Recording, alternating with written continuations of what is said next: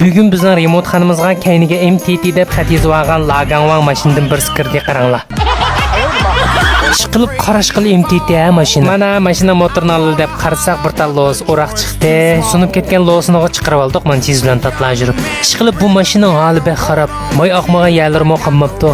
Rul ko'rib kudim moy qilib ketdi qaranglar. Shuning bilan bu mashinaning motorini shalaqida oldik. Ishqilib shu 2011dan keyin chiqqan Xavo Kibe qatorliq mashinalarningki zavoddan chiqishida Mavo Gio yig'lab turgan zuzi yo'q a. Ilam ustam. Nimish qilagan oldu zaten. Endi buni ko'p qatlamliq faraz qilishga bo'ldi endi. Endi men anglaganda zavod tarafdan mush to'shkin tejidganga mas'ul bir ayol homildor bo'lib qilib, naq shu ganga oplatadigan shu to'shkin tejidgan chaqda homildor ayol tug'ib demish deb anladim endi.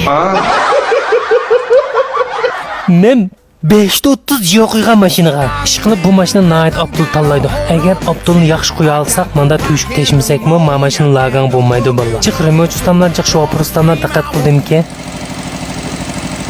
Bu chaqchaq ovoz naq shu Abdul almashtirgandan keyin chiqib oldi qaranglar. Quygan Abdulda chataq yo'q, lekin quygan Abdulninki tarkibidagi ishqorliq moddasi gangning yuzidagi burunqi Abdulni yuvib tozalab chiqarib etgandan keyin gangda surkilish paydo bo'lib ovoz chiqayotgan gap. Shunga remotechilar demaydi. Ba'zi shofirlarning og'zidan Jiyorong chataq ekan degan gaplarni anglab qolamiz. Jiyorongda maslaki nega bu odatdagi gap emas bo'ldi. Hargizmi og'zingizga patmaydi bu. Haqiqiy kallasi bor remote shofirga burun remote jaji yo'q qo'yapti demaydi. Chunki bozordagi 98% Abdul davlat o'lchimiga yetib eshib ketadi. Ilam ustam Abdul to'g'riliq so'zlamasi bo'ltasizlar. Enver kelsa, yana bir Enverning kelishiga ishonimi? Ish qilib tavsiyarim Abdulning shiq kelganda uni buni demanglar. Agar Abdulning andakin madakin desanglar, shu Abdulni ishlab chiqarganlar shu tashkilish sifatini olib og'zinglarga tiqidi. Naq gap kelam kellaylam ustamaz yuzini o'zgartamdiq zat o'zgartmamdiq. O'zgartmas, albatta o'zimiz ijod qilgan yuz bekit bo'lganiga yog'i Majioning bismini tamponlashtirib turadigan Denshanfa solimizda albatta.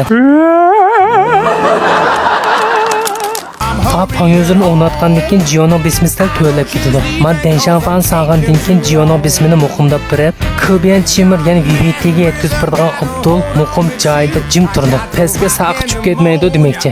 Ondan mashina yang o'tildigan chaqda kar qilib ovoz chiqargan. Abdul chiroq yinib olgan. Mashina Abdul yetishmaydigan ahvollar yo'qoldi. Hisobda bu mashinaningki motorining umrining uzun bo'lishiga qilayotgan ishlarda bu.